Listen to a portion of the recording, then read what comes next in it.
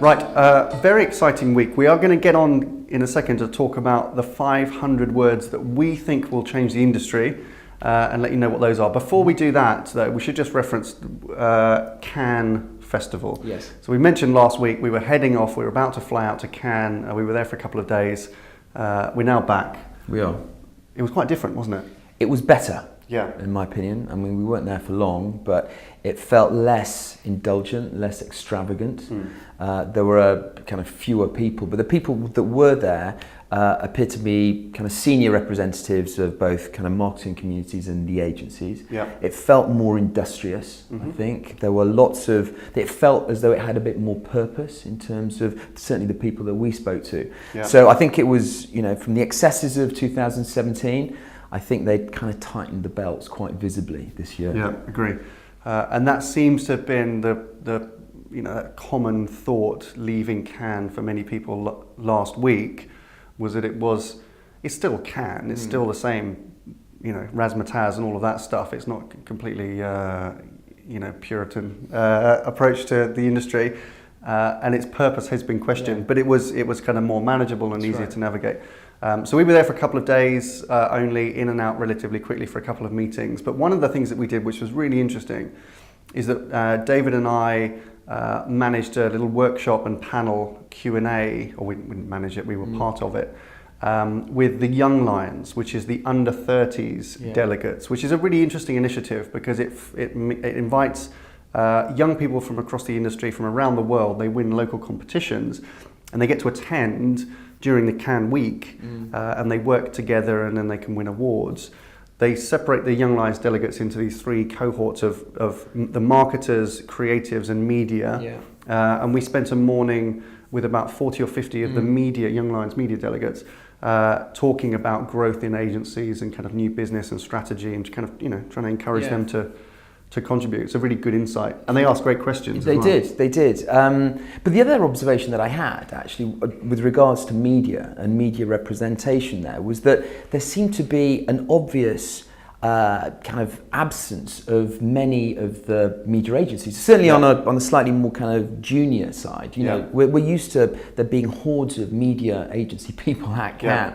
But this year, it was kind of tangibly different, wasn't it? It was, yeah. And that's Cannes maybe getting back to its creative purpose. We were talking earlier, there was a fascinating quote from the CEO of Essential, which is a company that is the PLC that owns the Cannes Festival. And you can hear in this really where their ambitions lie, and it's definitely not in attracting more media people. And he said, if you look at who the holding companies are actually sending less of, it's not creatives, it's the media people. Creative teams are being still sent in good numbers, and they are who we want at the Cannes Lions. That's its heritage. It was in the creative. It makes it quite clear maybe the media conversations are not that welcome at Cannes next year. Maybe we'll see a bit more dialing down of that. Yeah, but it also, it kind of raises the question, what is the right platform for media to perhaps set an agenda if they're not necessarily that welcome in Cannes? For another episode, perhaps. Right, so that segues quite nicely, actually, into us now getting to talk about the 500 words that are going to change the industry. And what that is referenced to is the WFA's launch of their Media Charter last week. Right. And they launched it at the WFA CMO Global Forum in Cannes. Yes, indeed. So we'll link to it down below. It's a really, really good document. It requires reading. I'm sure we're going to go into more depth on this in future episodes. But let me just kind of share with you the headline principles, because it lays out 8 clear principles which we think are really good. The first is zero tolerance to ad fraud with compensation for any breach.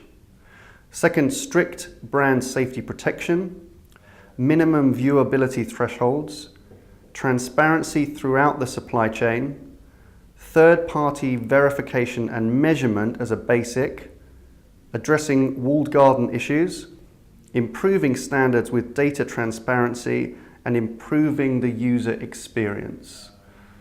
The whole document is dedicated to kind of explaining those 8 principles. What I particularly liked about this document, this charter, and the WFA are brilliant at this, is the way that they structure the document itself. So really, really simple. They've got the 8 principles. Yep. They clearly define and articulate what those principles are. And then in this case, they talked about the requirements of the partners, Yep. and then the commitments from the advertiser to fulfill these kind of commitments. Yeah, exactly. And that is a charter, isn't it? Yeah. Because it's not just a point of view. It's actually it feels quite practical and anyway, it's very exciting. Totally agree with those eight points, and it's been a lot of work for them. For me, my favourite thing about the charter document is that it contains the names and pictures and quotes from some of the really senior marketers that have been involved in creating this. So it's kind of owned and signed off by major advertisers, which I think is inspiring for all of us. And there's some great leaders there from Coca-Cola, Diageo, MasterCard, Volkswagen, Unilever, Deutsche Telekom and others. And a really good group of people championing these very simple principles is going to help the industry. So talking of the WFA... Yes, we had the pleasure of being invited by the WFA Sourcing Forum, hosted by our friends at IKEA in Malmo, to go and talk to them about operating models and about arranging agency roster programs in order to get the very most out of media. Yeah, exactly. And how sourcing or procurement is at the heart of that change and transformation. That's really interesting. And we said this in the forum. We observe the role of marketing procurement changing quite a lot now to be quite a critical ally as more and more companies look to take more control of contracts and data and decision making. They're an important stakeholder in that and sometimes kind of driving that change. Right, good week 4. AT&T, the US's biggest telecommunications business, has been on a massive acquisition spree. Recently bought Time Warner, has just bought Nexus, the kind of tech platform. It's being led by Brian Lesser, who was the brains behind Xaxis, and now he kind of leads up their kind of media and analytics. So this is another big player within the Marcom's business. Yeah, exactly. I'm going to challenge, and that was one of the big kind of gossip stories at Cannes, wasn't it? And interesting because Brian, ex-Group M, and Xaxis, Nexus, were partly owned by WPP, so that's one of their first post-Sorrel divestments. It all gets very complicated. So, bad week 4. Bad week 4. Well, I mean, given what we were talking about at the beginning, it was a bad week for a company called Essential PLC, who are the owners of Cannes, in the sense that numbers were significantly down. We understand that attendance was down 25% in terms of headcount, and award entries, which are highly lucrative, were down over 20%. So you'd expect, their income from Cannes is going to be hugely affected. However, as we've said, that produced a better Cannes. So whilst that might be painful in the short term, maybe long term it's going to be much more focused on its creativity with a few less media people. Okay, question of the week. Will the WFA Media Charter change the world? Yes, no, whatever. Okay, that's your media snack for this week. Give us a thumbs up if you like what we're doing. Bye for now. See you next time.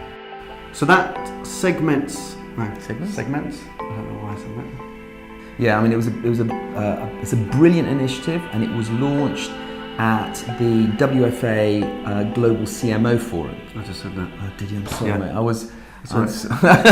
just said exactly that.